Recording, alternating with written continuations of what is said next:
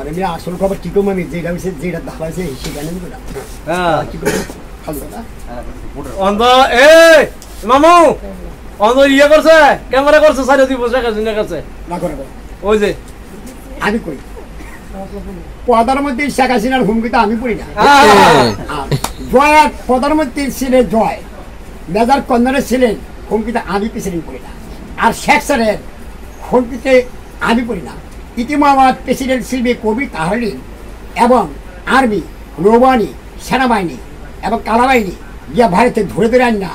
এবং ট্যাডে মানে প্রধানমন্ত্রী শেখ হাসিনায় মারছে আর ঢাকা বিশ্ববিদ্যালয় মাঠে প্রধানমন্ত্রী শেখ হাসিনায় ভারত থেকে এবং সৈনিক আইনা এবং সৈনিক আইনা ভারত মতিনকে আইনা এরপরে বাংলাদেশে হামলা দেওয়া হচ্ছে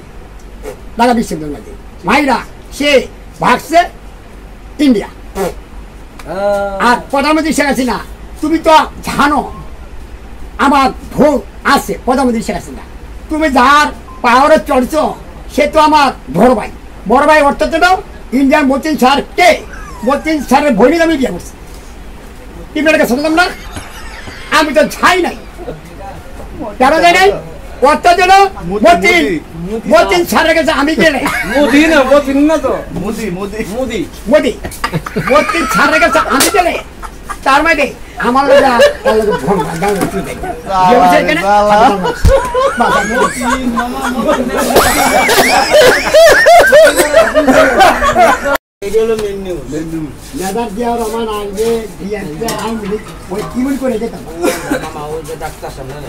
কখন আওয়ামী লীগের বিএনপি কি শেখ হাসিনা দাদা 12 বছর দেড় চালায়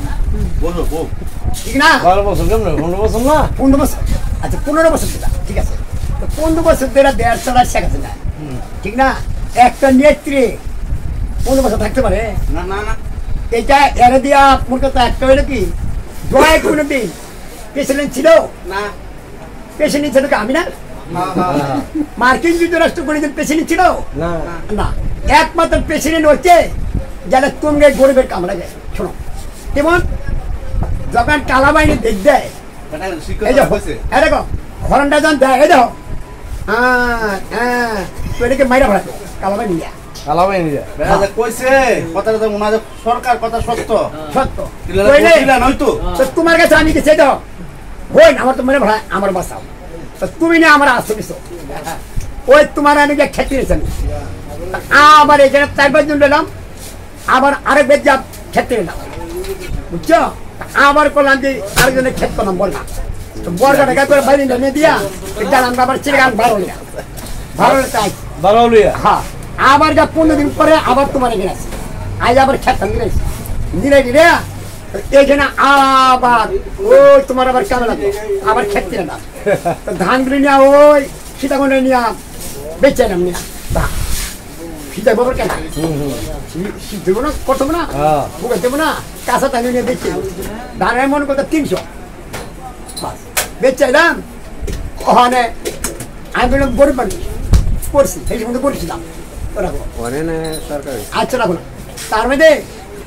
আর তুমি দেওয়ার যাচ্ছি থাক না